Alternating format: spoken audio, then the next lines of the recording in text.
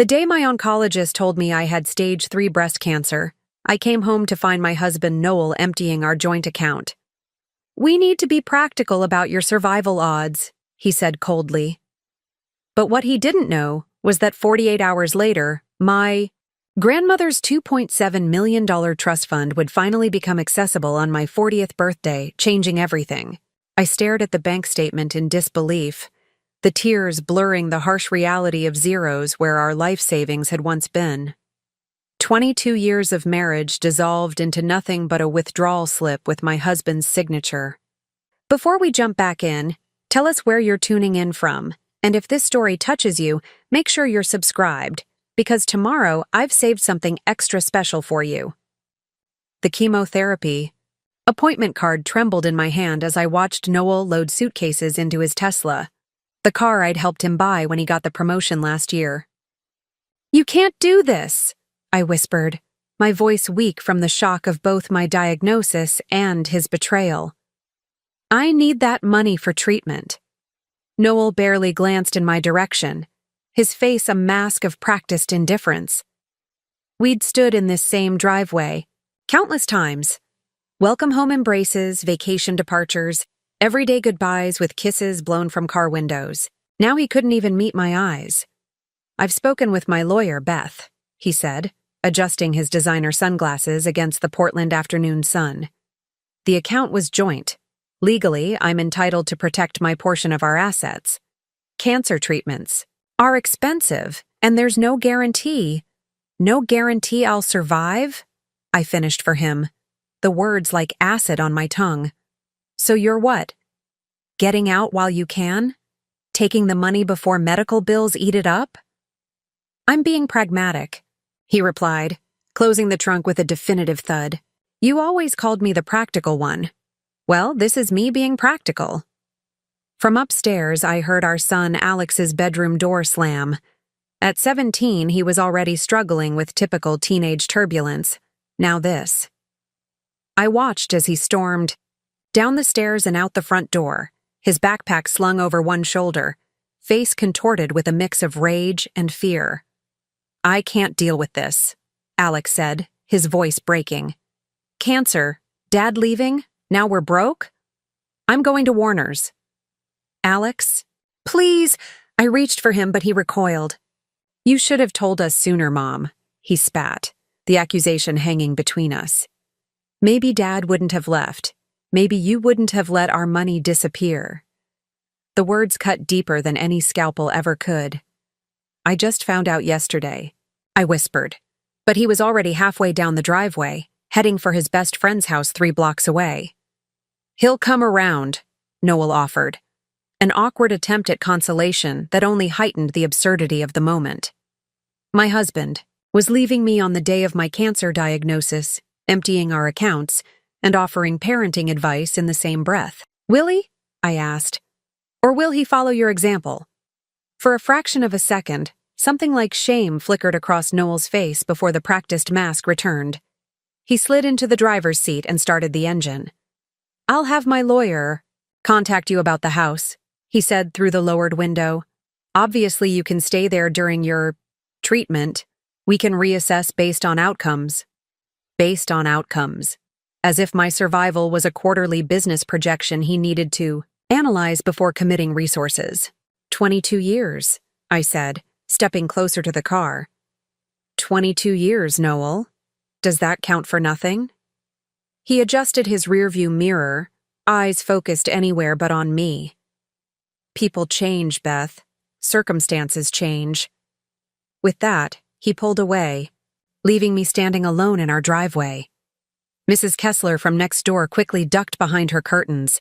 She'd been watching the entire scene unfold. By nightfall, the whole neighborhood would know that Noel Parker had left his cancer-stricken wife penniless. I walked back into our house. My house now, apparently, at least until Noel's lawyer decided otherwise. The silence was deafening. I moved from room to room in a daze, touching the evidence of our shared life. Wedding photos on the mantel, the leather couch we'd argued over because of the cost, Alex's childhood artwork professionally framed in the hallway. In the kitchen, I found the remnants of breakfast, coffee mug still half full, the lingering scent of the cinnamon rolls I'd baked that morning, before the doctor's call, before I'd told Noel about the diagnosis, before I'd discovered the banking app notification about an abnormally large withdrawal. I sank to the floor, back against the refrigerator covered with family photos and Alex's school schedule. The magnitude of what had happened threatened to crush me from the inside out. In a single day, I had lost my health, my husband, my financial security, and possibly my relationship with my son. The tears came then, hot, angry, terrified tears that racked my body until breathing became difficult. I cried for the cancer invading my cells, for the husband who couldn't face it with me, for the son who didn't understand, and for the uncertain future stretching before me. As darkness fell, I remained on the kitchen floor, watching the sunlight fade through the windows. My phone buzzed repeatedly with messages from the few friends I'd told about the diagnosis, checking in. I couldn't bring myself to answer. How could I possibly explain that Noel had emptied our accounts and left within hours of learning I was sick? When the tears finally subsided, an unexpected clarity washed over me. Noel and Alex didn't know what was coming. They had no idea what would happen in just 48 hours. My grandmother Sienna had always been my rock, the woman who taught me independence when my own mother couldn't. Never depend entirely on a man for your security, she'd told me when I was just 16. Men are wonderful creatures, but they're not always reliable when storms come. Trusting my grandmother's wisdom, I'd kept her final gift a secret all these years, the substantial trust fund she'd established for me, accessible on my 40th birthday. I'd never told Noel about it, maintaining the separate account in my maiden name at a different bank from our family finances. My 40th birthday was exactly 2 days away. What Noel and Alex didn't know as they walked away from me in my moment of greatest need was that everything was about to change. The woman they had abandoned would soon have resources they couldn't imagine, not just for cancer treatment, but for a complete reinvention of her life. I pulled myself up from the kitchen floor and made my way to my home office. From the back of the filing cabinet, I retrieved a folder marked Grandmother's Papers, a label so innocuous that Noel had never shown any interest in its contents during all our years together. Inside was the trust documentation and the business card for Camilla Westbrook, the attorney who managed my grandmother's estate. Tomorrow morning I would make a call that would change everything. Just 48 more hours, I whispered to the empty house, a strange calm settling over me. Then we'll see who's being practical. Life before cancer had a comfortable predictability that I once mistook for security. For 22 years, I'd woken up at 5:45 a.m., 15 minutes before Noel's alarm. Those precious moments were mine alone, time to center myself before the day's demands began. My morning routine never varied. Shower, light makeup, hair styled in the same practical bob I'd worn since Alex was born. Then downstairs to start coffee and prepare breakfast for my family. By 7:30, Noel would be out the door to his executive position at Horizon Financial, and Alex would be heading to school, lacrosse stick strapped to his backpack. At 8 a.m. sharp, I would arrive at Portland Children's Hospital, where I'd worked as a pediatric nurse for 19 years. My colleagues often joked about setting their watches by my arrivals. Dependable Beth, they called me, and I wore the nickname with quiet pride. Dependability was a virtue my grandmother had instilled in me, alongside independence and discretion. A woman who can be counted on will never be without value in this world, Grandmother Sienna used to say, her arthritis-curved fingers patting my hand. She'd survived the loss of 2 husbands and built her own interior design business in an era when women entrepreneurs were rare. From her, I learned that strength often wears a soft smile. The truth was, I found comfort in routines and stability. Perhaps that's why I never discussed my grandmother's trust fund with Noel. When we married, he was an ambitious financial analyst with student debt and big dreams. I was a nurse with a secret financial cushion I didn't need to touch. Preparing and narrating this story took us a lot of time, so if you are enjoying it, subscribe to our channel. It means a lot to us. Now back to the story. Let's build our life together, from scratch. Noel had proposed, eyes bright with dreams of shared struggle and eventual success. Your income, my income, one account, one future. I agreed, charmed by his vision of partnership. But some cautious part of me, the part shaped by grandmother Sienna's wisdom, kept the trust fund knowledge to myself. It'll be a safety net, I told myself. Something to surprise Noel with when we're ready to retire early. Over the years, as Noel climbed the corporate ladder at Horizon Financial, our life expanded to fill his increasing salary. The modest starter home became a 4-bedroom colonial in Portland's West Hills. Alex attended private school. Vacations grew more exotic. Bali last year, the Amalfi Coast the year before. Through it all, I remained at the hospital, working with sick children, finding purpose in alleviating their suffering. Noel occasionally suggested I could reduce my hours or quit entirely. "We don't need your salary anymore," he'd say, not unkindly. "You could volunteer if you want to stay connected to nursing." But I never considered it. The work grounded me, and secretly, I enjoyed maintaining my own income stream, modest as it was compared to his. Like my grandmother before me, I valued financial independence, even within marriage. Our social circle evolved with Noel's career advancement. Charity galas, country club memberships, couples whose conversations revolved around investment portfolios and private school admissions. I played my part, the supportive wife, the capable mother, the gracious hostess. If I sometimes felt like an imposter among these people who measured life in acquisitions, I kept it to myself. Alex grew from our sweet-natured little boy into a teenager navigating the complicated social hierarchies of adolescence. Lately, he'd become more distant, more absorbed in his circle of friends, particularly Warner Coleman, whose parents' wealth outshined even our comfortable lifestyle. "Warner's family is taking their jet to Aspen this weekend," Alex would announce. At dinner, the implication clear in his tone. In response, Noel would make subtle promises about our next vacation or a potential vehicle upgrade when Alex got his license. I noticed the shift in our son, the growing preoccupation with appearances, with having the right brands, the right experiences, the right connections. He was becoming his father's son in ways that both impressed and concerned me. The irony wasn't lost on me. My husband and son, obsessed with financial status, completely unaware of the substantial trust waiting in my future. The fund had grown significantly since my grandmother's passing 15 years ago, carefully managed by Camilla Westbrook's firm.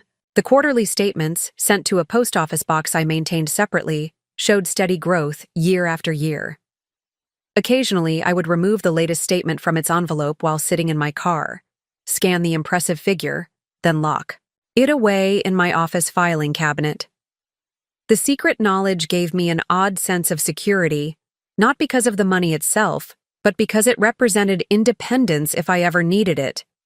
I never imagined "if I ever needed it" would mean funding.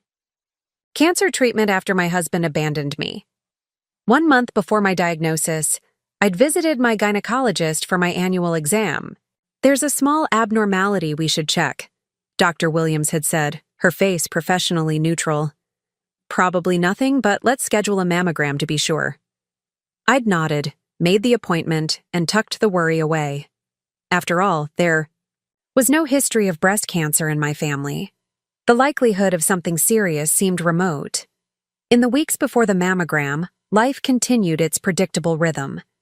Noel was preoccupied with a potential promotion that would make him the youngest senior vice president in Horizon's history. Alex was focused on lacrosse tryouts and his upcoming AP exams. And I balanced hospital shifts with maintaining our home and social obligations. The last normal weekend before everything changed, we attended a fundraising dinner for Portland Children's Hospital. I wore a navy blue dress Noel had selected, my grandmother's pearl necklace against my collarbone.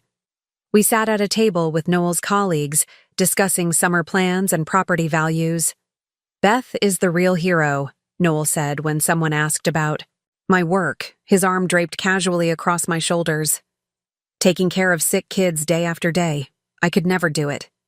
The warmth in his voice, the pride in his expression, how quickly it would vanish when illness invaded our own lives instead of remaining safely contained in my professional world. That night, as we prepared for bed, Noel kissed me with unusual tenderness. "You know I love you, right?" he asked, brushing hair from my face. "Of course," I answered, puzzled by the sudden sentiment. "Is everything okay?" "Everything's perfect," he assured me. "I just don't tell you enough."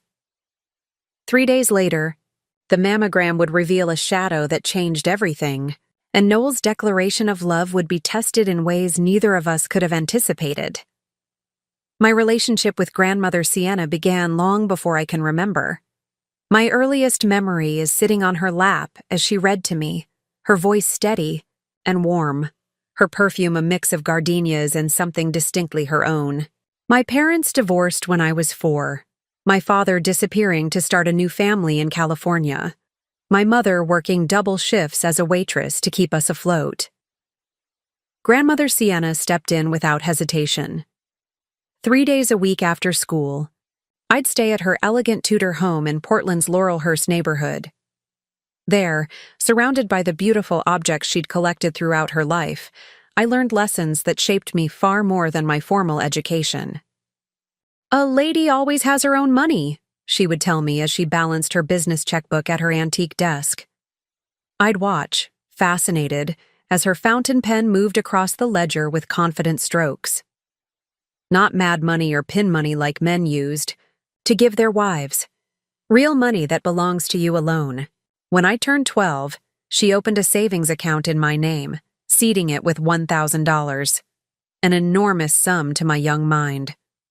"Every month you'll put something in," she instructed, handing me a small leather-bound ledger like her own. "Even if it's just $5, the habit matters more than the amount." My mother, exhausted from working and dating a series of unremarkable men, viewed grandmother's financial lessons with amused tolerance. "Mom's old-fashioned," she'd say with a shrug. "But it doesn't hurt to have a rainy day fund." By 16, I'd saved nearly $3,000 from birthday gifts, babysitting jobs, and the after-school position at the pharmacy where I stocked shelves. That year, Grandmother Sienna took me to lunch at the Heathman Hotel, an elegant affair with white tablecloths and multiple forks that made me nervous. "Elizabeth," she said, using my full name as she did for important conversations, "I've made certain arrangements for your future." She explained that she had established a trust fund that would become accessible when I turned 40. "By then, you'll have the wisdom to use it well, but still be young enough to enjoy what it offers." "But why 40?" I asked, puzzled by the arbitrary date. She smiled, the fine lines around her eyes crinkling. "Because at 40, a woman knows her own mind. She's lived enough to understand what truly matters." I didn't fully comprehend it then. How could I at 16? But I nodded seriously and promised to keep this information private. "This is between us," she emphasized. "Not everyone needs to know your business." Throughout college, when I chose nursing over the business degree my grandmother might have preferred, she never criticized my path. "You have a healer's heart," she observed, "and there's honor in that work." She did, however, insist I continue my financial education alongside my nursing studies. We would review investment basics during our Sunday dinners, discussing compound interest over dessert. While other college students were mastering beer pong, I was learning the difference between stocks and bonds from a woman who had navigated the male-dominated business world since the 1950s. When I met Noel during my final year of nursing school, Grandmother Sienna invited him to dinner within a week. Her assessment was measured. Ambitious, perhaps too concerned with appearances, but he seems to genuinely care for you. "I love him," I'd said simply, Love is essential, she agreed, refilling our wine glasses, but insufficient on its own. Nevertheless, she welcomed him into our family when we married the following year. At our wedding, she clasped a strand of pearls around my neck, pearls that had been her mother's, then hers, and now mine. Something old, something of value, she whispered. 3. Years later, when Alex was born, she established a college fund for him immediately. Education opens doors, she told us, though I noticed she placed the account solely in my name as custodian. A subtle message that didn't escape me. The most precious gift came when I was 25, 5 years before she passed away. On a rainy Sunday afternoon, while Noel took toddler Alex to visit his parents, grandmother invited me to her study. "I want to show you something," she said, unlocking a drawer in her desk. She removed a burgundy leather portfolio embossed with her initials, in gold. Inside were documents, trust paperwork, investment statements, property deeds. For the next 3 hours, she meticulously explained every aspect of her estate planning. The trust fund she'd established for me had grown substantially. Currently, valued at just over $800,000, she noted, showing me the statement. By the time you're 40, with proper management, it should exceed $2 million. The figure stunned me. "Grandmother, I can't accept—" She cut me off with a firm wave of her hand. "This isn't about you accepting. It's about me giving what I've built to the person I trust to honor it properly."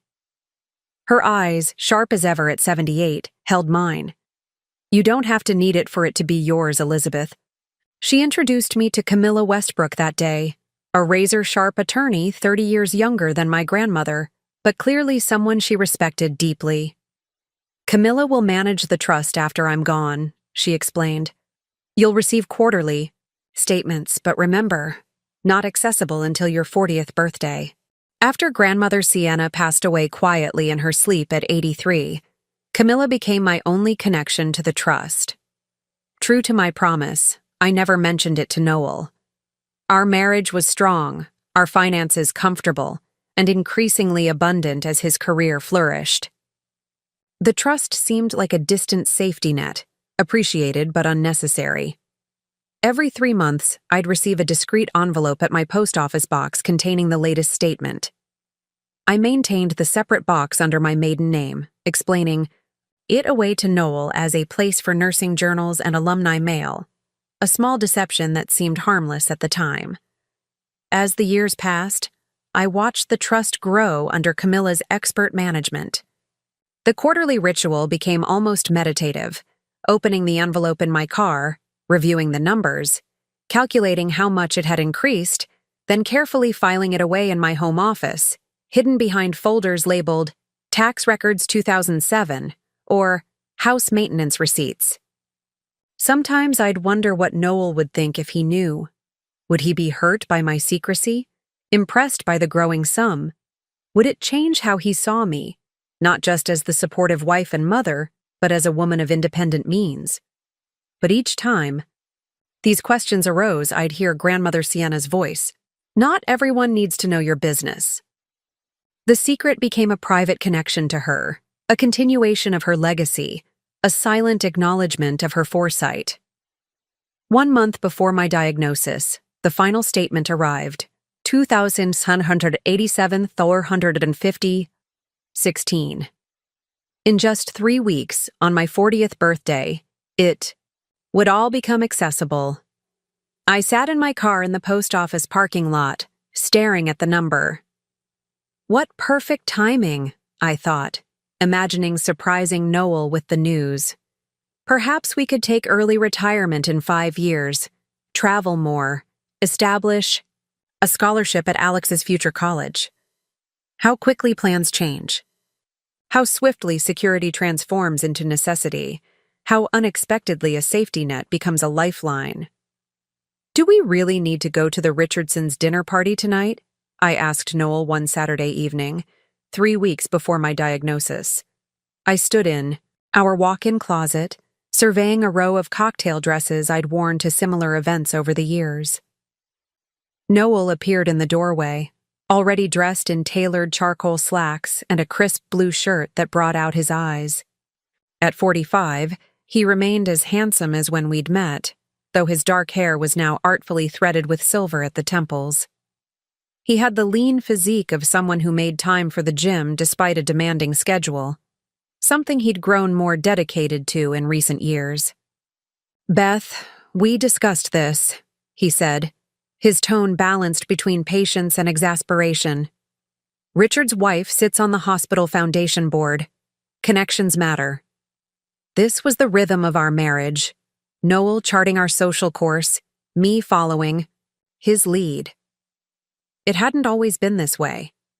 In our early years, we'd spent weekends hiking the Columbia River Gorge or hosting casual dinner parties with fellow nurses and Noel's business school friends. Somewhere along the way, our social life had transformed into a carefully calculated networking strategy. "You're right," I conceded, selecting a black dress I knew he approved of. "I'm just tired. The pediatric oncology ward was short-staffed again this week." Noel's expression softened. He crossed the room and kissed my forehead. "You work too hard. I've told you, you don't have to keep the hospital job anymore." "I know, but I love what I do." He smiled indulgently. "That's what I love about you, always taking care of everyone." The moment captured our dynamic perfectly. Noel, the ambitious provider, me, the nurturing supporter. We played our roles with such practiced ease that neither of us questioned the arrangement. When had this division of labor become so pronounced? When had his career become our primary focus? My work reduced to a charitable hobby in his eyes. Downstairs, the front door slammed, announcing Alex's return from lacrosse practice. Noel checked his watch, a Rolex I'd given him for our 20th anniversary, saved for from my nursing salary over 2 years. "He needs to hurry if he's coming with us," Noel remarked. "He's not," I replied, slipping into the dress. "He's going to Warner's to study for their AP history exam." Noel frowned slightly. "He spends a lot of time at the Colemans lately." "Warner's his best friend." "Warner's father drives a Maserati," Noel countered, adjusting his cuffs. "And they just bought that vacation home in Maui. I wonder if that's the real attraction." The observation stung because it contained a kernel of truth. Alex had become increasingly status-conscious, measuring his life against his wealthier friends. I wondered sometimes if he'd absorbed this value system from Noel, who tracked his colleagues' promotions and possessions with similar attention. "Alex," Noel called downstairs, "come say hello before you leave." Our son appeared in the doorway moments later, tall and lanky at 17, still in his practice clothes, hair damp with sweat. He had my dark eyes and Noel's strong jaw, a blend of us both physically, though lately his personality seemed to mirror his father's ambition more than my caution. "You guys look fancy," he commented, leaning against the doorframe with teenage nonchalance. "Richardson dinner," Noel replied. "You sure you don't want to join? Dr. Richardson's daughter will be there. She's at Brown now, pre-med. Good connection for your college applications." Alex rolled his eyes. "Dad, I'm not using a dinner party to network with some random girl." "Suit yourself," Noel shrugged. "But these relationships matter for your future. The Colemans understand that." Warner's father didn't get where he is by studying all weekend. I caught the flash of insecurity that crossed Alex's face before he masked it with indifference. My heart ached at the subtle pressure Noel applied, always pushing for connections, advantages, stepping stones to success. "There's leftover lasagna in the fridge," I told Alex, changing the subject. "And I put $20 on the counter for pizza if you and Warner get hungry later." "Thanks, Mom." His smile was genuine, a glimpse of the sweet boy still present beneath the adolescent facade. After Alex left to shower, Noel helped zip my dress, his fingers lingering on my back. "Have you lost weight?" he asked, sounding pleased. "Maybe a little," I answered. thinking of the strange fatigue that had dogged me lately, the appetite that hadn't been quite right. "It suits you," he said, kissing my neck. "That health kick you've been on is paying off." I hadn't been on any health kick, just too tired to eat normally. But I didn't correct him. Noel preferred simple narratives. Problems should have straightforward solutions, ambiguity was inefficient, and illness was a failure of discipline. This worldview had served him well in finance, less so in understanding the messy realities of human experience. In the car driving to the Richardsons' expansive lake, Oswego home, Noel briefed me as he often did before social events. Richard's division exceeded quarterly targets again. Don't mention the rumors about downsizing and marketing. His wife redid their kitchen. Ask to see it, she'll be flattered. And the daughter's medical school applications are a sensitive subject. She didn't get into her top choices. I nodded, absorbing the intelligence like a soldier receiving mission parameters. These social gatherings had rules and objectives: strengthen alliances, gather information, position ourselves advantageously. Noel excelled at this game, and I'd become a competent player myself over the years. "How do I look?" he asked as we approached the Richardsons' circular driveway, already filling with luxury vehicles. "Handsome as always," I assured him, smoothing his lapel. "We make a good team," he said, squeezing my hand before we exited the car. And we did, or so I thought. The successful executive and his capable, supportive wife. At the dinner party, I performed my role flawlessly, asking about kitchen renovations, steering clear of sensitive topics, laughing at the right moments. Noel worked the room with practiced charm, his hand occasionally finding the small of my back in a gesture both possessive and proud. On the surface, we projected perfect partnership. No one seeing us that evening would imagine that in less than a month, he would empty our accounts and drive away from me at my most vulnerable moment. But perhaps the signs were there, had I been willing to see them. The way Noel measured relationships by their utility, the subtle ranking system he applied to everyone in his orbit, the careful calculation behind his generosity. Even his love for me, was it contingent on what I provided? The steady support, the well-maintained home, the social grace that complemented his ambition. I'd never tested the boundaries of his commitment because I'd never needed to. Our marriage had progressed along its predictable track, free from major disruptions. Cancer would change that equation dramatically, and his response would reveal what had perhaps been true all along. That for Noel, relationships were investments, and investments required acceptable returns. On the drive home from the Richardsons, Noel was buoyant from a conversation with a potential client. "This could be huge, Beth," he said, reaching for my hand across the console. "If I land the Westland account, that VP position is practically guaranteed." "That's wonderful," I replied, genuinely happy for him. "We should celebrate. Maybe that trip to Barcelona we've been talking about?" I smiled, thinking of my upcoming birthday, the trust fund that would soon be accessible. Perhaps I would surprise him with the news then, suggest we extend the Barcelona trip, maybe add Paris or Rome. "I'd love that," I said, squeezing his hand. 3 weeks later, Barcelona would be the furthest thing from either of our minds. And the trust fund I'd kept secret for so long would serve a purpose my grandmother had perhaps foreseen, but I had never imagined. The morning of my diagnosis began ordinarily enough. I woke before Noel, showered, and dressed for work in my standard hospital scrubs. The mammogram and subsequent biopsy had been uncomfortable, but not alarming. Even Dr. Williams had maintained her professional optimism, assuring me we were just being thorough. I left a note for Noel reminding him about Alex's parent-teacher conference that evening. In the kitchen, I prepared Alex's favorite banana chocolate chip muffins, a small gesture to compensate for missing breakfast with him. At 17, he rarely emerged from his room before I left for my early shift anyway. But I liked maintaining these routines. It anchored us, created continuity.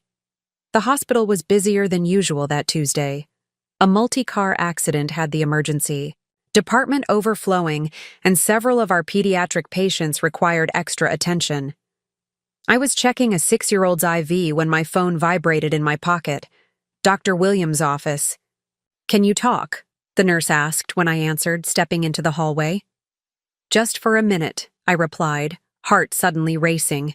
"They never called unless Dr. Williams would like you to come in today to discuss your results. She has an opening at 1:30. The clinical neutrality in her voice told me everything I needed to know. "I'll be there," I said, surprising myself with how steady I sounded. I finished my shift in a fog, operating on autopilot while my mind cycled through possibilities, statistics, worst-case scenarios. I didn't call Noel. Some irrational part of me thought that postponing the conversation might postpone the reality. Dr. Williams' office was a study in calming neutrality.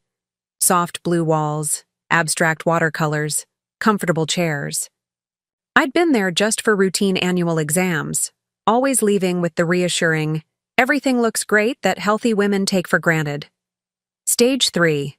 Invasive ductal carcinoma," she said after the preliminaries. "The good news is we caught it before it spread beyond the auxiliary lymph nodes." Good news? I almost laughed at the phrase. What followed was a blur of percentages, treatment options, specialist referrals. My mind latched onto random fragments. Aggressive treatment approach, and generally good prognosis with proper intervention, and significant financial consideration. "Do you have someone who can drive you home?" Dr. Williams asked gently. I shook my head. "I drove myself. I'll be fine." "Beth," she said, using my first name in a departure from her usual formality. "I strongly recommend you not be alone right now. Should we call your husband?" "No," I said too quickly. "He's in meetings all day. Important client." The lie came easily. "But I'll call him as soon as I leave." In my car, I sat frozen, key in the ignition, unable to turn it. The world outside continued its normal pace. People walking dogs, checking phones, carrying coffee cups, oblivious to the fact that my life had just divided into before and after. I finally called Noel at 2:45. "Can you come home early?" I asked when he answered, not bothering with hello. "I'm heading into the Westland presentation in 15 minutes, he replied, slight annoyance in his tone. "Everything okay?" "I need to talk to you. It's important." A pause. "The presentation should wrap by 4:30. I can be home by 5:15. "Please don't be late," I said, voice finally betraying me with a slight quaver. "Beth? What's going on?" "Just come home. Please." I drove aimlessly for an hour, eventually finding myself at the Rose Garden in Washington Park, where Noel had proposed 23 years earlier. We'd been so young, so certain that love would conquer any obstacle. I sat on our bench. We still called it our bench when we occasionally walked here on summer evenings, and tried to formulate the words I would use to tell my husband I had cancer. By 4:45, I was home, sitting at our kitchen island with information packets from Dr. Williams spread before me. Treatment options, success rates, support groups, financial assistance programs that Dr. Williams had tactfully included, despite knowing our insurance was excellent. Noel arrived at 5:20, briefcase in hand, still in work mode. "What's so urgent?" he asked, loosening his tie. Then he saw my face. "Beth? What happened?" "I have cancer," I said, the words strange and hollow in my mouth. "Breast cancer. Stage 3. He stared at me, his expression cycling rapidly through shock, disbelief, and something else I couldn't quite identify. Fear? Calculation? He set his briefcase down with deliberate care. "Are you sure?" he asked finally. I gestured to the materials on the counter. "Pretty sure, yes." He picked up one of the pamphlets, a glossy trifold about chemotherapy options. When did you find out? Today. This afternoon. Noel took the seat across from me, his movements stiff, mechanical. What's the prognosis? So practical, so Noel. Not, how are you feeling? Or, I'm so sorry. But an immediate assessment of outcomes, probabilities, facts. Good, if we act quickly. Surgery, then chemo, possibly radiation. Dr. Williams is connecting me with an oncologist at Oregon Health Sciences University. Noel nodded, eyes fixed on the pamphlets rather than my face. And the timeline? Months. Maybe a year of treatment. Something shifted in his expression then. A hardening, a distance opening between us. Later, replaying this moment in my mind, I would recognize it as the precise instant Noel began calculating the cost-benefit analysis of staying with a sick wife. But in that moment, all I wanted was his arms around me, his strength to lean on. "Noel," I whispered, "I'm scared." He looked up then, finally meeting my eyes. "We'll figure this out," he said, reaching for my hand across the island. "We always do." I believed him. That was the last time I would. For exactly 9 days after my diagnosis, Noel was the husband I needed him to be. That first evening, after the initial shock wore off, he took charge in a way that both comforted and surprised me. He made dinner, while I called my supervisor at the hospital to request medical leave. He sat beside me on the couch as we told Alex, his arm steady around my shoulders when our son's face crumpled in fear. "Your mom is going to beat this," Noel assured Alex with such conviction that even I believed him. "We're going to make sure she has the best doctors, the best treatment, whatever she needs." That night in bed, Noel held me as I finally broke down, sobbing against his chest until his t-shirt was soaked with tears. "I've got you," he whispered into my hair. "We'll get through this together." The next morning, he called his office and took the day off, something I'd seen him do only twice before, when Alex had appendicitis at age 10 and when his father had a minor heart attack 3 years ago. "The Westland presentation?" I asked, when I found him making calls at the kitchen table instead of dressing for work. "Richardson can handle it," he replied dismissively. "This is more important." He spent that day researching oncologists, making calls to get appointments expedited, and reviewing our insurance policy. By evening, he'd created a spreadsheet of treatment options with corresponding doctors, hospitals, and success rates. It was so perfectly Noel, addressing a crisis through organization, information, and action plans. "Dr. Miranda Fitzgerald has the highest success rates for your type of cancer," he explained, showing me his research. "She's at OHSU and accepts our insurance. I've scheduled a consultation for Friday." I was simultaneously touched by his proactive approach and overwhelmed by the rapid shift into cancer patient status. "Thank you," I managed, genuinely grateful despite the surreal quality of it all.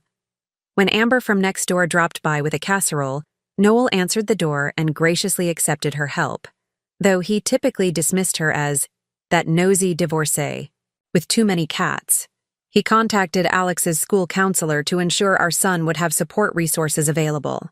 He even called my mother in Arizona, navigating that complicated relationship with unexpected diplomacy. On day 3, he accompanied me to my first oncology appointment, armed with a legal pad of questions and wearing his most serious closing the deal expression. Dr. Fitzgerald took us through the treatment plan. Surgery in 2 weeks to remove the tumors and affected lymph nodes, followed by chemotherapy, then radiation if necessary. "This won't be easy," she said candidly, "but Beth's overall health is excellent, which gives us a significant advantage." In the parking lot afterward, I broke down again. "I can't believe this is happening," I sobbed, the weight of it suddenly unbearable.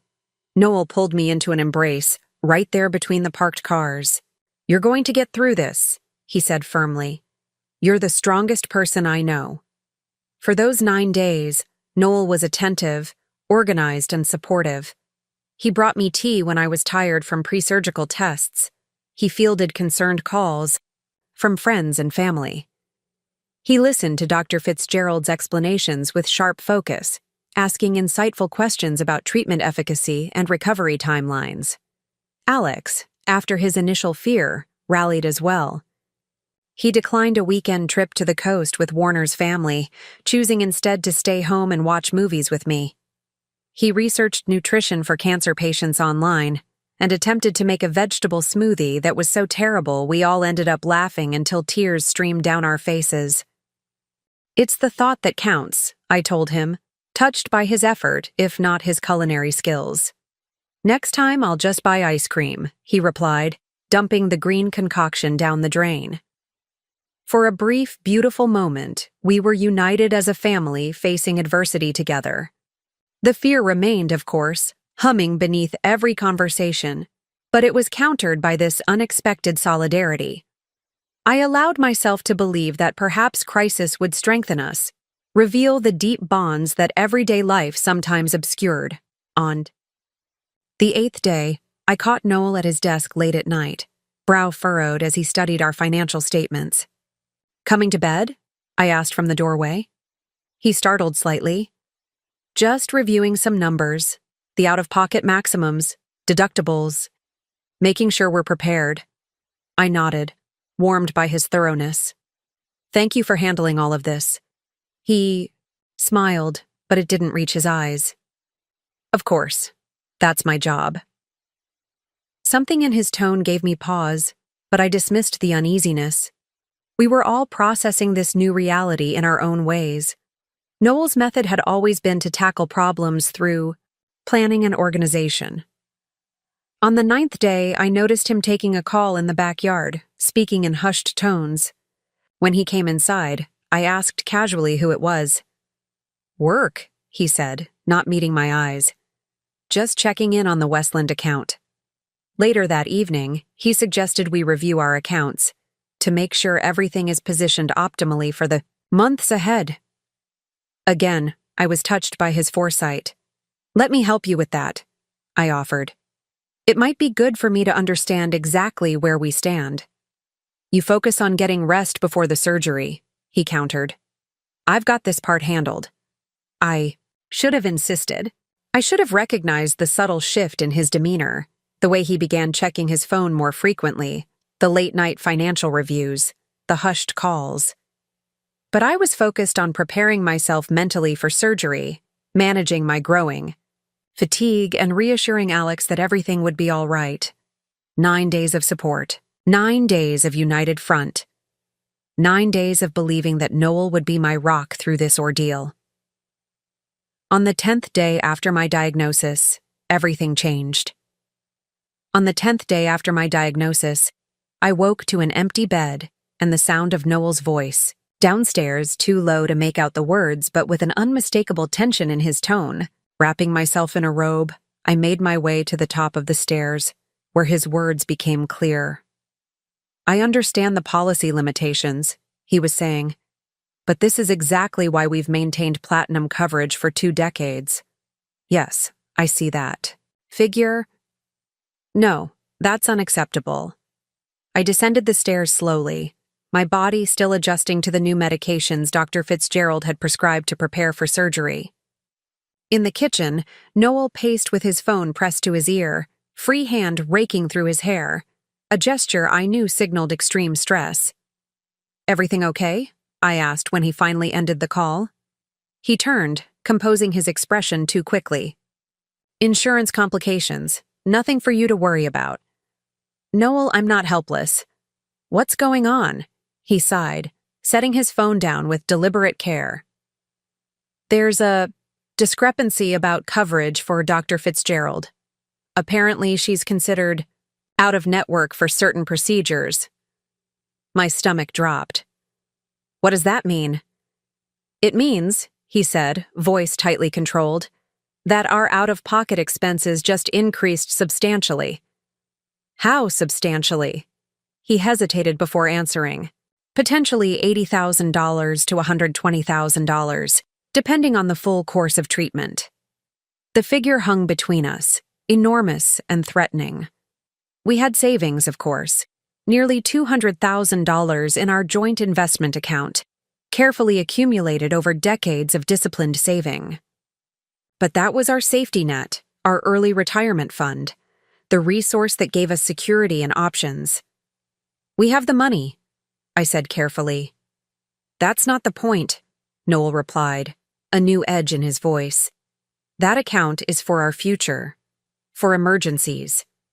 This is an emergency, I pointed out, the obvious nature of this fact making my voice sharper than intended. He didn't respond immediately, and in that silence, something shifted between us. Subtle, but unmistakable, like the first hairline crack in a foundation. We'll figure it out, he finally said, but the conviction of 9 days ago had vanished. He reached for his briefcase. I need to get to the office. Richardson botched the Westland presentation. We're in damage control mode. And just like that, he was gone, leaving me alone with the knowledge that my illness had just been mentally reclassified from family crisis we'll face together to financial threat to our future.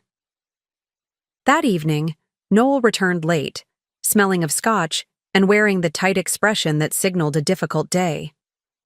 Alex was at Warner's studying, so I'd eaten alone, my appetite further diminished by the morning's conversation. Did you eat? I asked as Noel loosened his tie. At the office, he replied shortly. The Westland account is hanging by a thread. Richardson completely misrepresented our fee structure. In previous years, I would have asked questions, offered support, helped him work through the professional challenge. But the specter of my diagnosis and that morning's insurance revelation hung between us. I spoke with Dr. Fitzgerald's office, I said instead. They have a payment plan option. Noel's jaw tightened. We're not financing your treatment like a car purchase. I'm just exploring options. The option is we use our savings, he conceded, though his tone suggested this was a painful capitulation rather than an obvious solution. But we need to be strategic. This could drag on for months, years even. The word hit me like a physical blow. Years. Of course, recovery could be a long process, but hearing him frame it as a protracted financial drain rather than a health journey twisted something inside me. I'll try not to be a burden for too long, I said, unable to keep the hurt from my voice. Noel's expression softened, momentary shame flickering across his features. That's not what I meant. We need to be practical. Practical. The word that had once represented one of Noel's strengths now took on a colder meaning. Over the next week, these subtle shifts continued. Noel still attended my pre-surgical appointments, still reviewed treatment options, still performed the visible duties of a supportive husband. But the warmth had leached away, replaced by a kind of mechanical efficiency. He began bringing work home each night, sequestering himself in his office until late. When Alex asked about accompanying me to appointments, Noel suggested he focus on school instead. Your college applications are too important to neglect, he told our son. Mom understands. Don't you, Beth? What could I say? That I needed them, both more than I'd ever needed anyone. That beneath my calm exterior, terror clawed at me daily. That sometimes, lying awake at night, I imagined the cancer cells multiplying while we waited for surgery. Instead, I nodded. Of course. Your education comes first, Alex. 2 weeks after my diagnosis, 4 days before my scheduled surgery, Noel called a family financial meeting, something we hadn't done since planning for Alex's college expenses the previous year. At the dining room table, Noel presented spreadsheets detailing our assets, projected treatment costs, and household budget adjustments. The clinical approach to my illness made me feel oddly detached, as if we were discussing a theoretical scenario rather than my life. We'll need to make significant cuts, Noel explained, highlighting several budget categories. The country club membership, obviously, possibly one of the cars. and we should consider refinancing the mortgage while rates are still favorable. Dad, is that really necessary? Alex asked, glancing at me with concern. It's not like we're broke. Being proactive prevents financial catastrophe, Noel replied, using his mentoring tone. This is an important lesson, son. Sentiment can't drive financial decisions in a crisis. Sentiment. As if my cancer treatment was an emotional indulgence rather than a necessity. Later that night, I found Alex researching part-time jobs on his laptop. I thought I could help with some expenses, he explained when I asked. Maybe cover my own gas and stuff at least. My heart broke at his earnest offer. Oh, honey, that's not necessary. We're going to be fine financially. But even as I said it, I wondered if it was true. Not because we lacked resources, but because Noel's reaction to their deployment had revealed something I'd never seen in 22 years of marriage. A calculation of my worth against my cost. The day before my scheduled surgery, Noel's mask of supportive husband slipped completely. I was in our bedroom, packing an overnight bag for the hospital, when he appeared in the doorway clutching his tablet, his face ashen. Did you know that the 5-year survival rate for stage 3 breast cancer is only 70%? He asked without preamble. I froze, a folded nightgown in my hands. Of course I knew. Dr. Fitzgerald had walked us through all the statistics during our consultations, but hearing Noel say it aloud, with that particular inflection, sent ice through my veins. Yes, I answered carefully. But Dr. Fitzgerald said my particular case has several favorable factors. Noel sank onto the edge of our bed, still staring at whatever article he'd been reading. 70%, he repeated. And that's with aggressive treatment. Noel, please don't do this right now. And even survivors often experience recurrence within 10 years, he continued as if I hadn't spoken. Did you know that? And the treatment itself carries risks. Heart damage from radiation, secondary cancers from chemotherapy. Stop! I rarely raised my voice, but the word exploded from me. Just stop. Do you think I don't know these things? Do you think I'm not terrified every minute? He looked up, startled, as if just remembering I was in the room. I'm just trying to understand the full picture. The full picture is that I'm your wife and I have cancer, I said, my voice breaking. And tomorrow I'm having surgery, and I need you to be my husband, not my actuary. Something closed in his expression then, a shuddering, a withdrawal. I'm trying to be realistic, Beth. Someone has to think about the long-term implications. Long-term implications, I echoed. Like whether I'm a good investment. That's not fair, isn't it? Because that's exactly how this feels. Like you're calculating whether I'm worth the financial risk, worth the emotional investment if I might, not make it to that magical 5-year mark.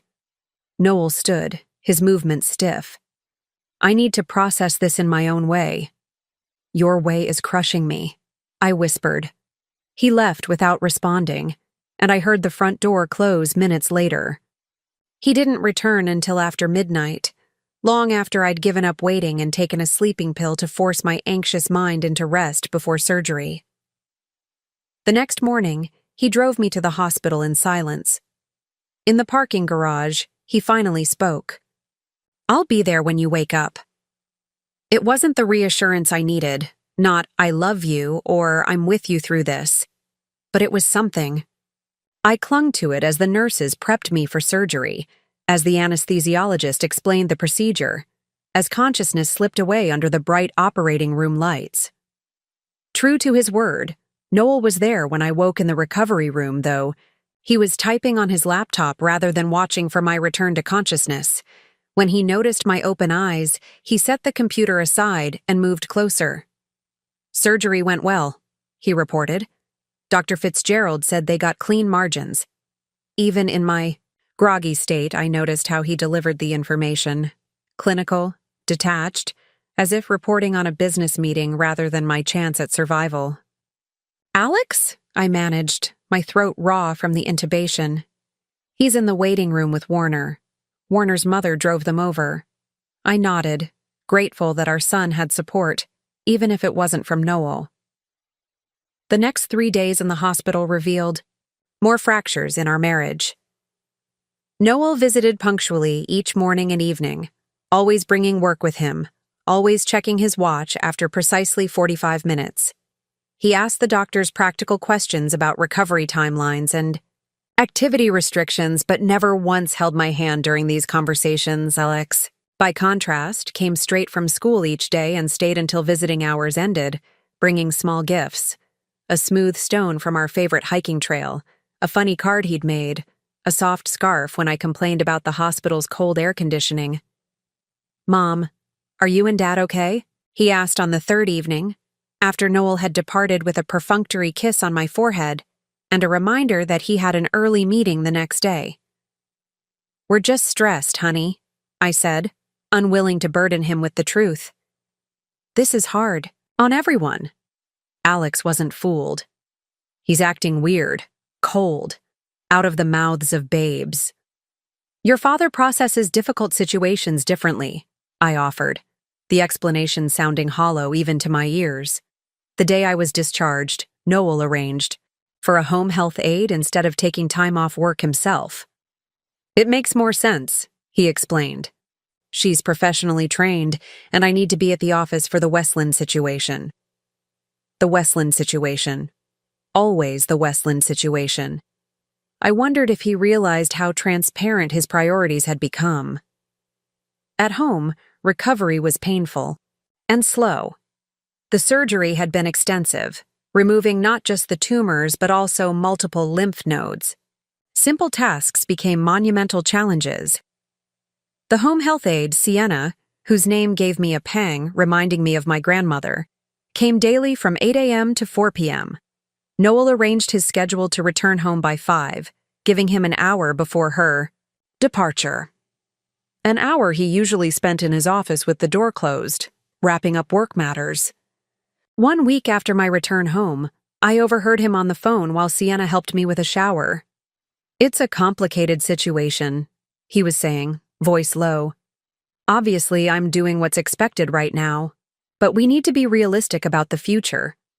No, I understand the timing is delicate. Yes, I've reviewed those options." When I emerged from the bathroom, leaning heavily on Sienna's arm, Noel ended the call abruptly. "Who was that?" I asked. "Work," he replied automatically. "Legal department." I didn't believe him, but lacked the energy to press the issue. The physical pain of recovery, combined with the looming chemotherapy that would begin once I'd healed sufficiently, consumed most of my resources. That night, I woke at 2 a.m. to find Noel's side of the bed empty. Wrapping myself in a robe, I made my slow, painful way downstairs. The light in his office was on, door slightly ajar. I approached quietly, not intentionally eavesdropping, but moving carefully to manage my discomfort. Through the crack in the door, I could see Noel at his computer, reviewing what appeared to be our investment account statements. As I watched, he opened another window. A rental listing for a luxury apartment in the Pearl District downtown. Something cold and final settled in my chest. This wasn't just emotional withdrawal. This was planning. Planning for a future that didn't include me. 2 weeks after my surgery, Dr. Fitzgerald confirmed what we'd already known was coming. I would need 6 rounds of chemotherapy, beginning as soon as my surgical wounds had sufficiently healed. The projected timeline stretched before me like an endless dark tunnel. 6 months of chemicals designed to be just toxic enough to kill cancer cells without killing me in the process. "Your prognosis remains favorable," she assured me during the consultation. "But we need to be aggressive to ensure the best outcome." Noel, who had accompanied me to this appointment after missing the previous 2, sat stiffly beside me, notebook open but pen motionless. He hadn't taken a single note, I realized. A stark contrast to his meticulous documentation of earlier consultations. "What are the success rates for this particular chemotherapy protocol?" he asked, voice detached. Dr. Fitzgerald provided statistics and studies, which Noel received with nods but no follow-up questions. His presence felt performative rather than supportive, a husband going through expected motions without emotional investment. In the car afterward, silence stretched between us until I finally broke it. "You've already decided to leave, haven't you?" Noel's hands tightened on the steering wheel, but his expression remained carefully neutral. "What are you talking about?"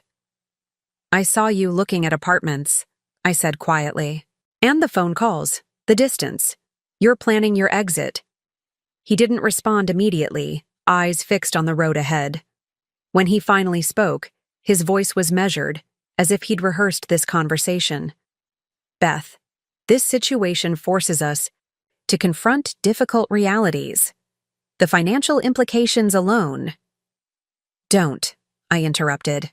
"Don't reduce this to a financial equation. This is our marriage. This is my life." "I'm trying to be realistic," he countered, a phrase that had become his mantra. "The medical bills will be substantial. The treatment will be lengthy. The outcome is uncertain." "So you're hedging your bets? Preparing to cut your losses if the investment in my survival doesn't pay off?" My bluntness shocked even me, but the words had been forming since I'd seen him researching survival statistics, calculating whether I was worth the commitment. Noel pulled into our driveway and turned off the engine, but made no move to exit the car. "That's a cruel characterization. Is it wrong?" Again, that telling hesitation. "I need to protect myself, Beth, and Alex." "Protect yourselves?" The absurdity of it struck me then. The idea that they were the ones needing protection. From what? From my illness? From watching me fight for my life? Or from the inconvenience of having a wife and mother who disrupts your comfortable existence? "That's not fair," he said, but his refusal to meet my eyes told me I'd hit close to the truth. "When did you plan to tell me? After I started chemo? When I was too weak to argue?" Noel finally looked at me, his expression a mixture of guilt and determination. "I was going to wait until you were stronger. After you'd recovered from surgery." The calm pragmatism in his voice ignited something in me, a rage that had been building since the day of my diagnosis, a fury at the unfairness of it all. "How considerate," I said, my voice shaking. "Waiting until I was strong enough to be abandoned. We might have continued there in the car, this devastating conversation that was dismantling 22 years of marriage, but the front door opened and Alex appeared, waving when he spotted us. "We'll discuss this later," Noel muttered, opening his door and plastering on a smile for our son. But later never came. Instead, Noel retreated to his office after dinner, emerging only to announce he had an early breakfast meeting and would be sleeping in the guest room to avoid disturbing me. This new arrangement, justified as consideration for my recovery, continued for 3 more days, with minimal interaction between us. On the 4th day after our car confrontation, I woke to an empty house. Alex had left early for a school field trip, and Noel was presumably at work. Sienna, my home health aide, would arrive in an hour. Navigating carefully down the stairs, I made my way to the kitchen for tea, surprised to find my medication containers missing from their usual place on the counter. In their absence, I noticed something else, my phone, showing multiple notifications from our joint bank account. With growing dread, I unlocked the screen and opened the banking app. Withdrawal, $187,500. The transaction had been processed at 8:13 that morning. Nearly our entire savings, gone. Transferred to an account I didn't recognize. My hands trembling, I called Noel. The call went straight to voicemail. I tried his office line. His assistant informed me he had taken a personal day. I sent a, "Sharky, where is our money?" 10 minutes later, as I sat at the kitchen island in a state of shock, my phone chimed. "I've secured my portion of our assets, left enough for your short-term expenses. We'll explain everything tonight. This is for the best. For the best. Our life savings, money meant for retirement, for Alex's college, for emergencies, gone. And he considered it his portion, as if our joint account represented separate resources rather than our shared future. Sienna arrived to find me still at the island, staring at my phone. "Ms. Parker, are you all right?" I couldn't answer. How could I explain that while fighting cancer, I was now also facing financial abandonment? By the time Noel returned that evening, I had moved beyond shock to a cold, clarifying anger. He entered, cautiously, briefcase in hand, clearly prepared for confrontation. "Before you say anything," he began, setting his keys on the entryway table with deliberate calm, "I want you to know this wasn't an impulsive decision." "Clearly not," I replied, my voice steadier than I expected. "You've been planning this for weeks, since my diagnosis." He had the decency to look uncomfortable. "I needed to protect my future." "By stealing our savings?" "I didn't steal anything," he countered, defensive now. "That account was joint. Legally, I'm entitled to withdraw funds." "Legally," I echoed. "Is that how you're justifying this? With legal technicalities?" Noel moved to the living room, maintaining physical distance between us, as if my cancer or my rage might be contagious. "I've left enough to cover your immediate medical expenses. And you'll keep the house, of course, until we see how things progress. Until we see if I survive." The unspoken condition hung between us like a guillotine blade. "Where will you live?" I asked, though I already knew. "I've leased an apartment downtown." "Temporarily." "And Alex?" Noel hesitated. "I think it's best if he stays with you for now. You'll need the support, and it will be less disruptive for his schooling." How magnanimous. Allowing our son to remain with his cancer-stricken mother while Noel escaped to a fresh start, unburdened by illness and its inconveniences. "We need to be practical about your survival odds," he said, the words striking like physical blows. "I have to consider my future." After Noel left that evening, departing with a suitcase and promises to sort things out properly with lawyers, I sat alone in our living room until darkness enveloped the house. The silence pressed against me, broken only by the occasional ping of my phone as concerned friends checked in after hearing rumors. How did news travel so quickly in our social circle? I let the messages accumulate unanswered. How does one process such complete betrayal? The man who had vowed to stand by me in sickness and in health had calculated my worth against my cost and found me wanting. 22 years of marriage, reduced to a financial risk assessment. Somehow the stolen money hurt less than the stolen security. I had faced my cancer diagnosis with fear, but also with determination, bolstered by the belief that I had a partner in the battle. Now I faced not just illness, but abandonment, not just physical pain, but the shattering of a life built on what I'd thought was solid ground. Around midnight, I heard Alex's key in the lock. He'd been at Warner's house studying, blissfully unaware of the day's devastating developments. How would I tell my son that his father had left us, emptying our accounts on his way out the door? What would this do to him, already struggling with the reality of my illness? "Mom," he called, noticing the darkened house. "You awake?" I switched on a lamp, revealing my tear-stained face. Alex froze in the doorway, backpack still slung over one shoulder. "What happened?"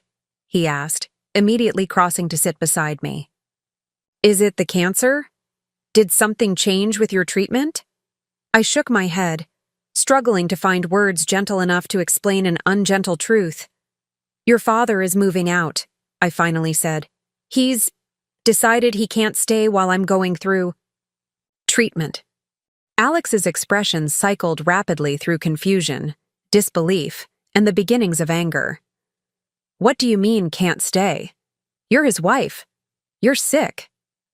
"He's taken an apartment downtown," I continued, deliberately omitting the financial betrayal for now. "He thinks it's better this way." "Better?" Alex echoed, the word hollow with incomprehension. "How is leaving you now better?" I had no answer that wouldn't deepen his pain or tarnish his image of his father, so I simply opened my arms and my 17-year-old son collapsed against me like he hadn't done since he was small, his shoulders shaking with silent sobs. "I'm sorry," I whispered, stroking his hair. "I'm so sorry." "Don't apologize," he said fiercely, pulling back to look at me. "You didn't do anything wrong. You got sick. That's not your fault." In that moment, my son's moral clarity was both comforting and heartbreaking. He saw what Noel could not. That love shouldn't come with conditions. That commitment means standing firm when storms come. Later, after Alex had gone to bed with promises to skip school the next day and help me figure everything out, I moved through the quiet house like a ghost, touching objects that suddenly seemed to belong to a different life. The family photos on the mantel, the throw blanket Noel and I had purchased on our anniversary trip to Vancouver, the coffee mug with his company logo. In my home office, I unlocked the bottom drawer of my filing cabinet and removed the folder containing my trust fund statements. My 40th birthday was tomorrow. In the midst of cancer and betrayal, I had almost forgotten the significance of the date. Tomorrow, everything would change again. Morning arrived without fanfare, gray light filtering through curtains I hadn't closed the night before. I'd finally fallen asleep on the couch around 4 a.m., too exhausted to climb the stairs to a bedroom that felt too large, too empty. My 40th birthday. The milestone I'd once imagined celebrating with a trip to Barcelona now marked instead by abandonment and illness. Alex found me there at 7:30, still in yesterday's clothes. Without comment, he made coffee and toast, setting a plate beside me with gentle insistence. "You need to eat, Mom." His sudden maturity, this role reversal, where my child now cared for me, broke my heart and filled it simultaneously. "There's something else I need to tell you," I said, after forcing down a few bites. The time for protecting him from the full truth had passed. "Your father took almost all our savings yesterday."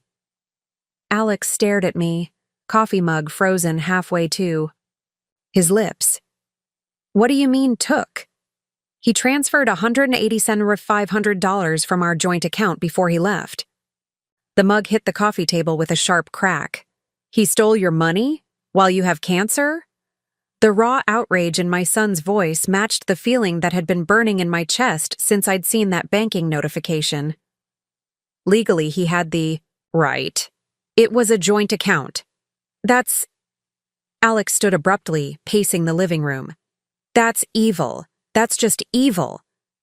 I couldn't disagree, though some part of me still sought explanations for Noel's behavior. Fear makes people do terrible things. Self-preservation can override love, loyalty, basic human decency. "What do we do now?" Alex asked, the practical question cutting through my philosophical musings. "For your treatment? For bills?" Before I could answer, my phone rang. Noel's mother, Judith. I hesitated, then answered on speaker. "Beth, darling," she began, her voice carrying its usual blend of southern charm and implicit judgment. "Noel just told us what's happening. We're so sorry about this situation." "Which situation, Judith?" I asked, suddenly too tired for pretense. "My cancer or your son emptying our accounts and leaving me?" A pause. "Now, Beth, I know you're upset. But you have to understand, Noel's under terrible stress. His father and I think perhaps a separation might be healthy while you focus on your recovery. A little space for everyone to adjust." Alex made a strangled sound of disbelief. "Is that Alex?" Judith asked. "Hello, dear. I hope you're being strong. For your mother." "Stronger than Dad, apparently," he shot back. Another pause. "Well, emotions are running high right now. That's understandable. Beth, we've always considered you family, and that doesn't change with temporary arrangements. If you need anything—" What I needed, I interrupted, surprising myself with my directness, was for my husband to honor his vows. But since that's not happening, What I need now is to focus on my health and my son. Goodbye, Judith. I ended the call, hands shaking. In 22 years of knowing her, I'd never spoken to my mother-in-law that way. The old Beth would have accommodated, made excuses, smoothed things over. The new Beth, the one forged in the twin fires of cancer and betrayal, had neither the energy nor the inclination for such emotional labor. "Mom," Alex said after a moment, "that was awesome." A small laugh escaped me, the first in what felt like years. Not really, but it felt necessary. My phone pinged with a text message from Noel. "Mother just called, very upset. We need to discuss how we're handling family communications during this transition." The audacity stole my breath. He had abandoned his cancer-stricken wife, stolen their savings, and now wanted to coordinate messaging? I set the phone aside without responding. "What's the plan?" Alex asked again, his young face serious with a determination that mirrored my own growing resolve. "First," I said, "I need to make a call to an attorney named Camilla Westbrook." Camilla Westbrook's law office occupied the 15th floor of a gleaming downtown building with views of the Willamette River. Despite my fatigue and the pain still radiating from my surgical sites, I'd insisted on meeting her in person. Some conversations demanded more than a phone call. "Happy birthday, Elizabeth," she said as I entered her office, rising from behind an imposing desk of polished walnut. At 60-something, Camilla remained as formidable as I remembered from our infrequent meetings over the years. Steel gray hair cut in a precise bob, impeccable charcoal suit, and the alert, evaluative gaze of someone accustomed to seeing through pretense. "Not exactly the celebration I had imagined," I replied, easing carefully into the leather chair she indicated. "So I gather. Your call suggested some urgency." I'd given her only the briefest outline on the phone. Cancer diagnosis, husband's departure, financial concerns. Now, sitting in her office with the city spread below us, I provided the full, unvarnished account of the past month's devastation. Camilla listened without interruption, her expression betraying only occasional flickers of what might have been anger on my behalf. When I finished, she nodded once decisively. "Your grandmother would have been furious," she said simply. Something about this straightforward assessment broke through the careful composure I'd maintained on the drive downtown. Tears welled unexpectedly. "She would have told me I should have seen this coming," I admitted. "She always said I was too trusting with Noel." "Sienna Parker was many things, but she wasn't cruel," Camilla corrected gently. "What she would have said is that she prepared for exactly this possibility. That's why she structured your trust the way she did." She opened a leather portfolio on her desk, removing several documents.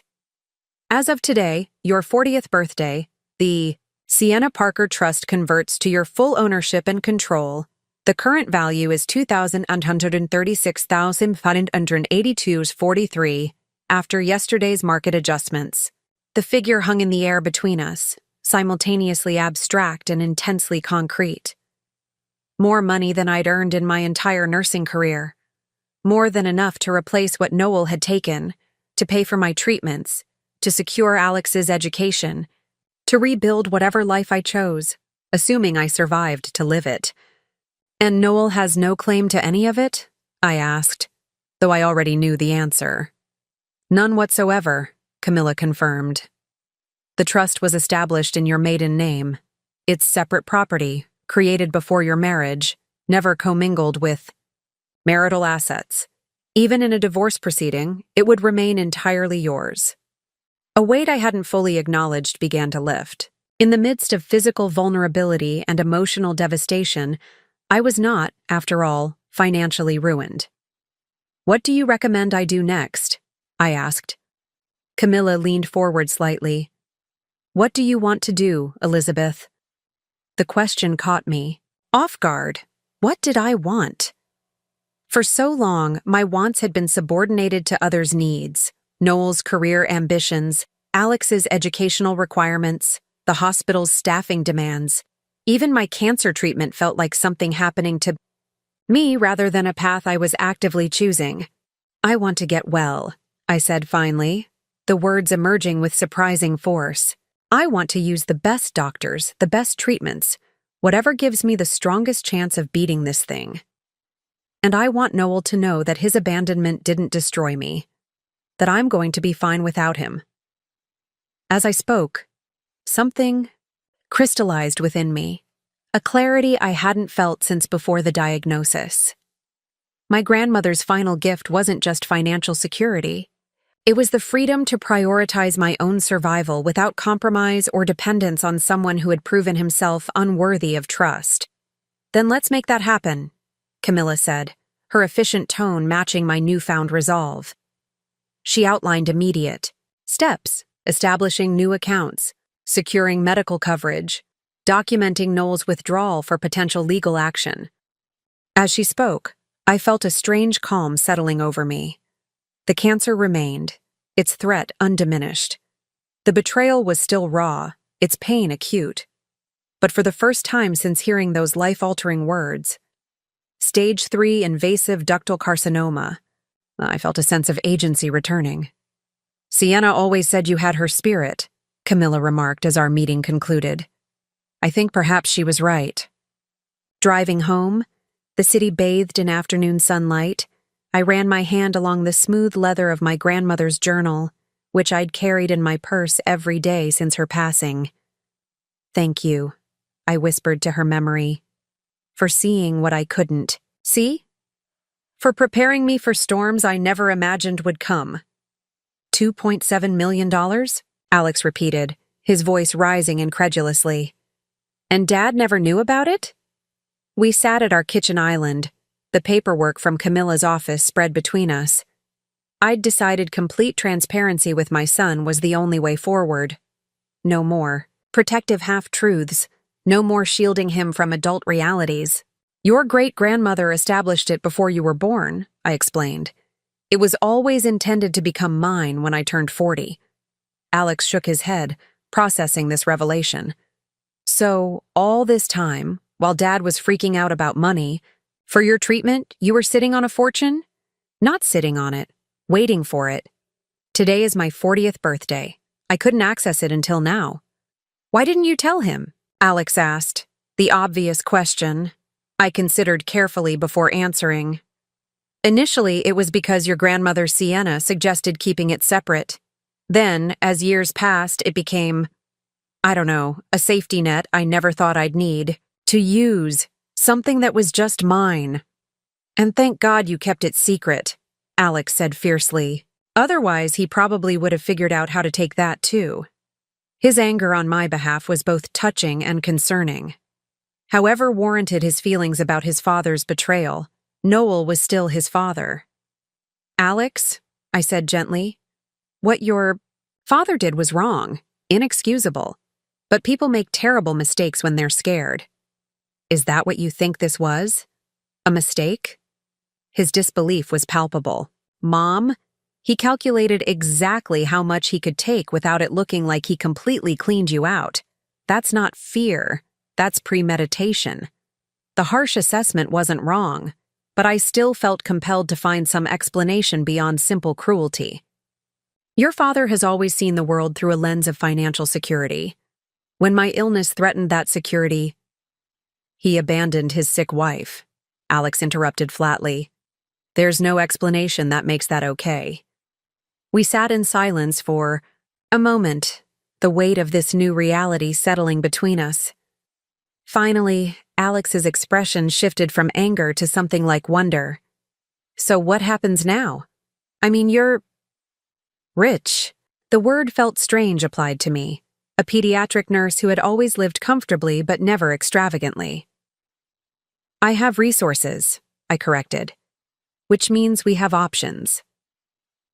I outlined the plan I'd developed with Camilla, establishing a new healthcare trust to cover all medical expenses regardless of insurance limitations, securing Alex's college fund in a separate protected account, and maintaining our current home without financial strain. But what about Dad? Aren't you going to, sue him or something for taking your money?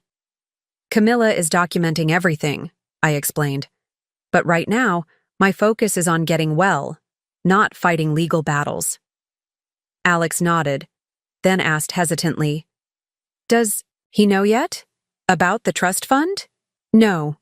And I'm not sure when or how I'll tell him." Part of me wanted to call Noel immediately, to inform him that his financial betrayal had been rendered meaningless by my grandmother's foresight. There would be satisfaction in that revelation, in watching him realize that I wasn't the desperate, dependent victim he had calculated I would be. But another part of me, perhaps the part most influenced by Grandmother Sienna's quiet strength, recognized that wielding this information as a weapon would diminish its power. The trust wasn't just money. It was independence, security, freedom from the very conditional relationship I discovered I had with Noel. "Actually," I said, making the decision in that moment, "I think I won't tell him directly at all. I'll just proceed with my plans and he can draw his own conclusions." Alex smiled, a glint of appreciation in his eyes. "That's kind of badass, Mom." Later that evening, after Alex had gone to Warner's house for a previously scheduled study session, I sat in my grandmother's chair, a wingback I'd inherited along with her financial wisdom, and opened her journal. Inside the cover, in her elegant handwriting, was the quote she'd often repeated to me: "A woman's greatest wealth is her own capacity to sustain herself." For my 40th birthday, I gave myself the gift of taking those words to heart. I began making calls, first to Dr. Fitzgerald's office to confirm my treatment plan without insurance restrictions, then to a highly recommended oncology nutritionist Camilla had suggested, then to Amber next door to accept her standing offer of driving me to appointments. With each call, with each decisive action, I felt myself reclaiming territory that cancer and betrayal had invaded. Not just financial security, but something more fundamental: belief in my own resilience. The trust fund was a tool, a means to an end. The true hidden advantage my grandmother had left me was the understanding that my worth wasn't determined by anyone else's assessment, not by Noel's cost-benefit analysis, not by cancer's threat to my body, not by any external measure. For the first time since my diagnosis, I allowed myself to fully believe I might survive this. Not just the cancer, but the betrayal, the abandonment, all of it. Not because of $2.7 million, but because of who I was beneath all the roles I'd played: wife, mother, nurse, daughter, Elizabeth, my grandmother's granddaughter, a woman with the capacity to sustain herself. The changes began subtly, but accumulated rapidly over the following weeks. First came the practical transformations. I transferred to OHSU's Comprehensive Cancer Center, where Dr. Miranda Fitzgerald assembled a team of specialists for my case. The out-of-network costs that had so concerned Noel were now irrelevant. I authorized payment for whatever treatments offered the best chances, whatever supportive therapies might ease the side effects. "This level of care makes a difference," Dr. Fitzgerald told me during our expanded consultation. "We can be more aggressive, more thorough, with fewer compromises." I hired a private nurse to supplement Sienna's home health care, ensuring 24-hour support during the most difficult days following chemotherapy. I arranged for organic meal delivery, a cleaning service, a driver for appointments. Not extravagances, but necessities that allowed me to focus entirely on healing. The more profound changes were internal. With each decision I made independently, each problem I solved without deferring to Noel's judgment, my confidence grew. The woman who had spent decades accommodating, compromising, and supporting began to recognize her own authority. 2 weeks after my birthday, I received papers from Noel's attorney, a separation agreement that assumed my financial desperation, offering minimal support in exchange for relinquishing claims to his retirement accounts and future earnings. I forwarded it to Camilla without comment. Her response was a masterpiece of professional restraint, requesting financial discovery that would reveal his substantial withdrawal before any discussions could proceed. 3 days later, Noel himself called, his voice tight with controlled anger, "Your attorney is being unreasonable," he began without preamble. "I've offered a fair settlement considering the circumstances." "The circumstances being that you emptied our accounts and abandoned me during cancer treatment?" I replied, surprised by my own calm. "I left you adequate funds for immediate expenses," he countered defensively, "and I'm willing to contribute to your basic medical costs. But my attorney advises against any open-ended financial commitments given the uncertain prognosis. In the past, such clinical cruelty would have devastated me. Now, it merely confirmed what I already knew about the man I'd married. "My prognosis is actually quite promising," I said. "But I appreciate your concern. Camilla will handle all further communications." I ended the call before he could respond. A small but significant assertion of control. That evening, I did something I hadn't done in years. I posted a photo on Instagram. Nothing dramatic, just a simple image of a sunrise viewed from my bedroom window, with the caption, "New day, new beginnings, R40 and fearless." Within hours, it garnered concerned comments from friends who'd heard rumors of both my diagnosis and Noel's departure. Rather than hiding either truth, I responded with straightforward acknowledgement and cautious optimism. The photo was the first public statement of my new reality, not as victim seeking sympathy, but as a woman facing challenges with dignity and determination. It was also, though Noel wouldn't recognize it yet, the first subtle signal that his calculations had been fundamentally flawed. Chemotherapy began 3 weeks after my birthday. The reality of cancer treatment proved both better and worse than I'd imagined. Better because my enhanced care plan minimized some side effects. Worse because no amount of money could eliminate the fundamental assault on my body. What surprised me most was the community that materialized around me. Colleagues from the hospital organized a meal train. Neighbors I barely knew offered rides and errands. Even my mother flew in from Arizona for 2 weeks. Our complicated relationship, temporarily simplified by the clarity crisis brings. Alex remained my steadfast ally, adjusting to our new normal with remarkable resilience. He learned to administer anti-nausea medication, mastered the art of bland but nutritious smoothies, and developed an uncanny sense for when I needed company versus solitude. "You know," he said one evening as we watched a movie during my brief window of post-chemo well-being. "It's weird, but in some ways things feel more real now." "Real?" I asked, curious about his perception. He considered before answering. "Before, it was like we were always performing for Dad, trying to meet his expectations, fit his vision of what our family should be. Now it's just us, being us." His insight struck me as profound for a 17-year-old. Perhaps crisis had matured him, or perhaps he'd always possessed this wisdom beneath the typical teenage facade. 6 weeks into treatment, I received a text from Warner's mother, Patricia Coleman. "Heard about everything. Would love to have coffee when you're feeling up to it." We'd never been close. She moved in more elevated social circles than I'd frequented even during my most active corporate wife phase. But something in her message felt genuine, so I accepted. Over coffee at a quiet cafe near my house, Patricia revealed a truth I'd never suspected. She'd survived breast cancer 5 years earlier. "No one in our social set knew," she explained. "Warner's father insisted we keep it private, said it would affect his business relationships if clients thought his wife was compromised."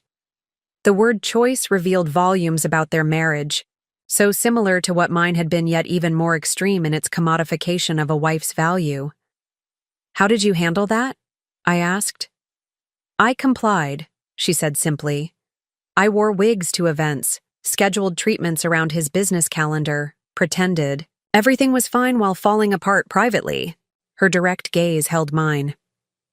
I regret it every day. Our conversation shifted something fundamental in my approach to my illness. I'd been handling cancer with quiet dignity, but perhaps dignity need not equal privacy. Perhaps there was power in visibility, in refusing to hide the reality of disease and treatment. The next day, I posted another photo, this one more daring. Me, seated in my garden, morning light illuminating my recently shaved head, a preemptive strike against the inevitable hair loss. The caption read, "Embracing what I cannot change, changing what I cannot embrace." Cancer Journey, by Visible Healing, the response was overwhelming. Messages of support, shared stories of survival, offers of assistance. Among the notifications was one that caught me by surprise. Noel had viewed the post within minutes of its publication. No comment, no reaction, just a digital footprint revealing his continued observation of the life he'd chosen to abandon. Let him watch, I thought with newfound clarity. Let him see what strength actually looks like. 2 months into my chemotherapy, Noel requested a meeting. In person. He specified in his text, "There are things we need to discuss." We arranged to meet at a neutral location, a quiet cafe near the hospital where I'd just completed my 4th treatment. I arrived early, selecting a corner table that offered both privacy and a clear exit path. The woman who waited for Noel bore little resemblance to the wife he'd abandoned. Head wrapped in a vibrant blue scarf gifted by hospital colleagues, frame thinner but posture straighter, eyes clear and direct rather than accommodating. He entered precisely on time, still the executive governed by his calendar. His step faltered slightly upon seeing me, as if he'd expected a more diminished version of his wife. "Beth," he said, taking the seat across from me. "You look—" He seemed unable to complete the sentence. "I look like someone undergoing cancer treatment," I supplied calmly. "But I'm doing well, all things considered." Noel nodded, his discomfort palpable. Up close, I noticed subtle changes in him too. New lines around his eyes, a certain tightness to his mouth.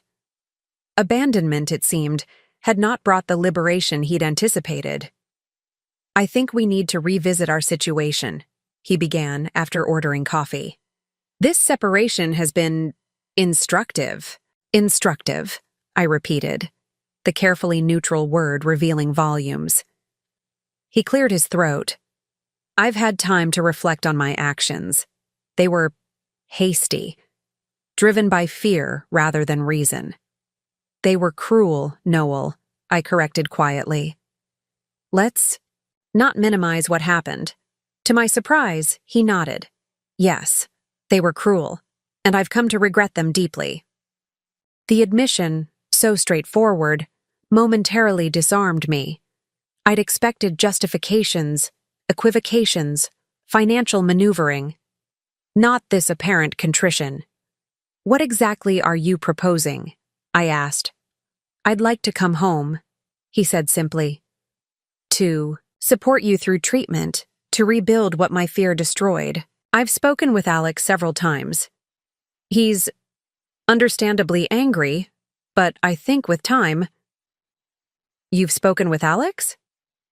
This was news to me. Just brief conversations. He made it very clear where his loyalty lies. Noel offered a small, sad smile. "He's become quite the protective son." I absorbed this information, wondering why Alex hadn't mentioned these exchanges. "Something to discuss later." "And the money you took?" I asked. "I can return most of it," he said quickly. "I've only spent a small portion on the apartment lease. The rest is still intact." I studied him, this man I'd shared 22 years with, trying to discern what had prompted this apparent change of heart. Was it genuine remorse, loneliness, or had he perhaps heard rumors about my mysteriously stable financial situation despite his withdrawal? "What made you reconsider, Noel?" "Truly?" He hesitated, then reached for his phone, opening Instagram to display my recent posts. These. "Watching you face something I ran from, with such dignity. It forced me to confront what I'd done, who I'd become in a moment of weakness." The answer seemed honest, but incomplete. I waited, saying nothing, a technique I'd learned. From my grandmother when she suspected someone wasn't revealing their full motivations. After a long moment, Noel sighed. And if I'm being completely honest, I've been hearing things about private nurses, specialized treatments not covered by insurance, things that didn't align with the financial situation I thought I'd left you in. There it was. Curiosity about my unexpected resources had played its part in his return. I don't understand how you're managing it all, he admitted. But it made me realize I'd made a terrible miscalculation about what matters, about what strength looks like, about you. In that moment, I understood that I had a choice. I could reveal my grandmother's trust, explain my financial independence, perhaps even enjoy the shock and regret such knowledge would surely bring him. Or I could focus on the more fundamental truth his actions had revealed about our marriage, about his character, about what I deserved in a partner. Noel, I said finally, thank you for your honesty, but I won't be taking you back. Up next, you've got 2 more standout stories right on your screen. If this one hit the mark, you won't want to pass these up. Just click and check them out. And don't forget to subscribe and turn on the notification bell so you don't miss any upload from us.